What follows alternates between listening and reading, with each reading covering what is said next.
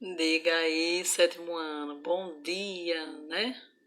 Hoje são 14 de agosto já, 2020. Já já a gente termina o ano, gente, né? Bem rapidão, né? Mas enfim, né? Graças a Deus que nós estamos terminando o ano. Que bom. Enfim, nós vamos continuar nossa aula, né? Nós estamos na nossa sexta aula de história hoje. Deixa eu conferir se é sexta mesmo, viu? Para eu não estar falando bobagem. Isso mesmo, sexta aula de história. Graças a Deus acertei. Sexta aula de história, isso mesmo. E nós estamos falando ainda sobre período colonial e período pré-colonial, que é o período que Portugal vem aqui para o Brasil, a Espanha também, né? Certo? Só para fazer só para recapitular e refrescar sua memória, é o período que alguns países europeus começam a viajar, a entrar mar afora, procurar outros territórios. A intenção era procurar primeiro as Índias, né, no continente asiático, mas chegaram no continente americano, certo? Então, só vou lembrar disso, tá bom? Professora, quais foram os países que se destacaram ou despontaram especificamente? Primeiro Portugal, depois Espanha. Aí depois você tem os franceses vindo para cá, nós temos holandeses também, certo? Inclusive, Maurício de Nassau é um dos caras, né, holandês, que vai ajudar muito o Brasil na questão administrativa também, e financeira, tá? Então, vamos lá, gente. Olha só, qual que é a página, professora, que nós estamos hoje falando, né? A página vai ser a partir da página 104 em diante. Página 104, e nós finalizaremos na página 106, 108, embora 108 não sejam textos, sejam informações, mas informações boas para vocês, tá bom? Então vamos lá. Primeiro, deixa só eu fazer um lembrete aqui, né? Lembrete para vocês pensarem de novo. O período pré-colonial é diferente do colonial. Por quê? Porque o período pré-colonial é uma preparação para a colonização. No período colonial, pré-colonial, é que realmente, de fato, os europeus vão estar aí atrás de crescimento e busca de especiarias, tá bom? No período colonial, eles já estão morando aqui no Brasil, vieram para o Brasil não para morar, acabam ficando por uma série de motivos, né? Entre um desses motivos é fugindo de Napoleão Bonaparte lá da França, e acabam ficando aqui também. Depois eles acabam ficando porque tem que estabelecer propriedades e terras, tem que realmente ficar aqui. Por quê? Porque tem que cuidar aqui dos que eles descobriram, entre aspas, né? Aí vão construir as feitorias, lembram? Que era espécie de armazéns, que você falava, Maria, Chiquinha, né? Vá lá na mercearia e você troque esse sabão por esse outro sabão, pague essa farinha, compre lá. Então, as feitorias era tipo um armazém. Certo, gente? As feitorias vão surgir justamente no período colonial, tá? Então, deu para perceber a diferença de um para o outro, né? Bom, o que é que nós temos na página 104 no livro de vocês? É o seguinte, olha. No período da colonização, nós vamos ter um povoamento que eu falei, né? Não é um povoamento que todos, por exemplo, portugueses vieram para cá e disseram: ah, que massa, vamos morar aqui nesse lugar, porque é um lugar que tem tudo, tem muitas aves, tá? Vamos morar aqui. Não, não era. Eles vieram para cá, mas não queriam ficar, primeiro porque não conheciam direito, e o nosso clima é completamente diferente do europeu, sempre foi e sempre será, né? Pelo menos eu espero, né? É, então, e muito estranho para eles, né? Vim morar numa terra quente, enquanto lá é muito frio, né? E a cultura é completamente diferente. Então, eles acabaram povoando aqui, não porque planejaram ou quiseram logo de imediato, certo? Foi algo que foi acontecendo e eles acabaram ficando. Bom, o que, é que nós temos? Nós temos, então, nesse período de colonização, ou período colonial, nós vamos ter o povoamento que eu acabei de falar, e nós vamos ter é, duas capitanias que vão dar muito certo, né?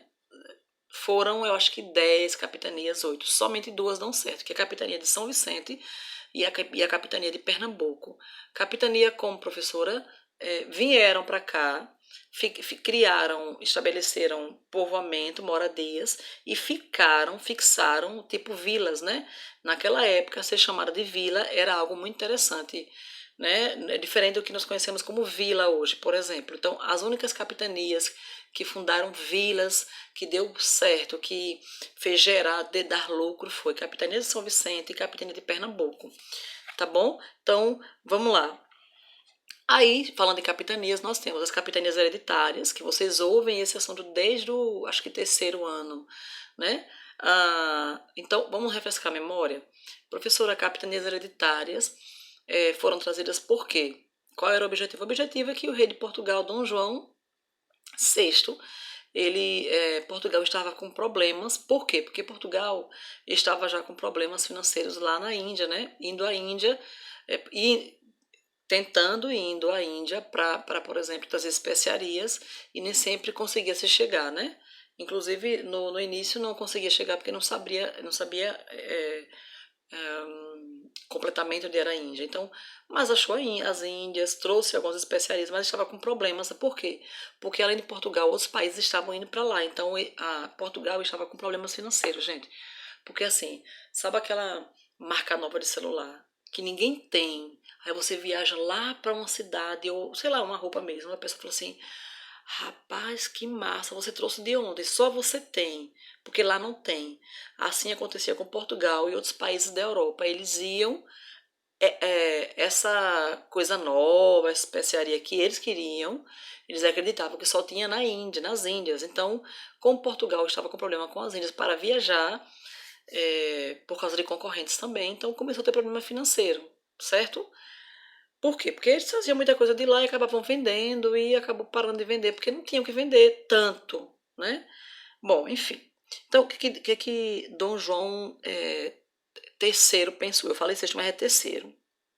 Ele pensou em seguinte, em trazer as capitanias e aí ele daria a esses capitães, né, para cuidar das propriedades ou lugares aqui no Brasil. Gente, essas terras e propriedades não eram desses capitães, certo? Pertencia à coroa, eles iam cuidar, eles não podiam vender, não podiam trocar. Mas foi que ele pensou, bom, vocês podem fazer o seguinte, vamos criar, além das capitanias hereditárias, nós vamos ver a questão das seis marias. As seis marias é que eles podiam fazer, pegar essa terra, por exemplo, parte dessa terra, e eles poderiam doar parte dessa terra, certo? Então, cuidado, seis marias era parte da terra, das propriedades das capitanias hereditárias, onde as capitanias hereditárias não podiam ser vendidas nem trocadas, ok? Bom, o que é que nós temos mais? Página 105. Nós temos, então, aí as capitanias. Deixa só eu ler para vocês. Olha só. As capitanias não conseguiram prosperar como esperado, né?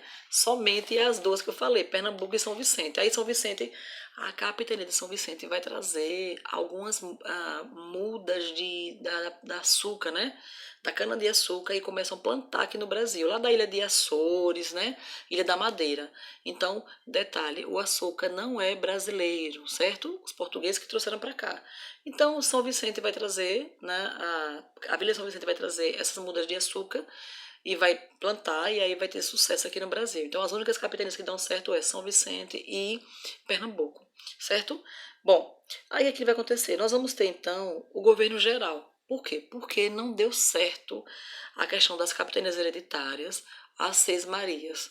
Então, o governo geral é exatamente para proteger e impedir a sonegação das capitanias hereditárias. Por quê? Porque os caras das capitanias hereditárias, eles tinham que prestar contas, né, a Dom João III. E para não ter sonegação de impostos, né, por exemplo, que hoje existe, infelizmente,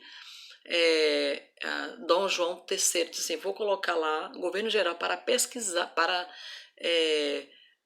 como é que eu posso dizer, ficar de olho, observar, e aí ele vai estar lá vendo tudo o que acontece, para que ninguém me enrole, passe a perna e deixe de prestar conta daquilo que entrou e saiu, certo? Então, o governo geral era para isso, tá? E proteger também as terras brasileiras. Que página é 105? Aí nós vamos ter, olha, uma das coisas que o governo geral vai fazer. Vai auxiliar nas capitanias que estão com dificuldades para crescer, vai defender o litoral dos franceses, né?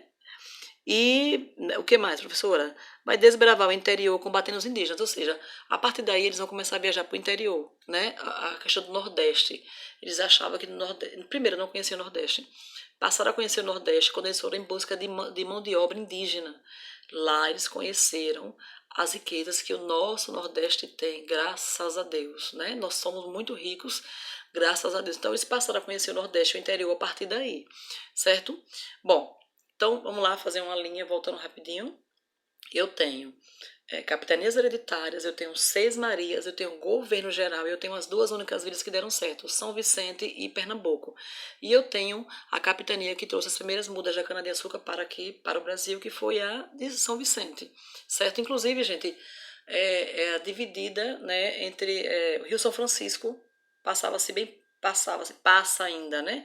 Claro que recebeu outro nome agora, né, as capitanias, mas a região que eu estou falando, certo? O que nós temos mais? O governo geral, então, ele dispôs, né, de uma ideia e colocou em prática. Ele começou a trazer pessoas de confiança. E aí ele fez uma estrutura. Qual era a estrutura? Ele fez tipo uma pirâmide, né? Aí você vai ter ouvidor-mor, você vai ter provedor-mor, você vai ter capitão-mor, certo? Ele faz uma estrutura e ele coloca ouvidor-mor, provedor-mor e capitão-mor. Dentro disso, nós vamos ter alguns governos gerais, que é Tomé de Souza, Duarte da Costa, Mendes Sá.